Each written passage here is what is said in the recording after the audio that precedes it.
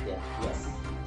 ସୂଚନା ମୁତାବକ ଜଣାପଡ଼ିଛି ଯେ ବାତ୍ୟା ୟସ୍ 5ଟି ଜିଲ୍ଲାକୁ ବହୁ ମାତ୍ରାରେ କ୍ଷତିଗ୍ରସ୍ତ କରିବାର ସମ୍ଭାବନା ରହିଛି। ପାରାଦୀପରେ ବହୁ ମାତ୍ରାରେ ବର୍ଷା ହେଉଛି, ଯାହାଫଳରେ ଗଛ ଗୁଛ ରାସ୍ତାରେ ପଡ଼ି ରାସ୍ତା ଅବରୋଧ ବହୁ ମାତ୍ରାରେ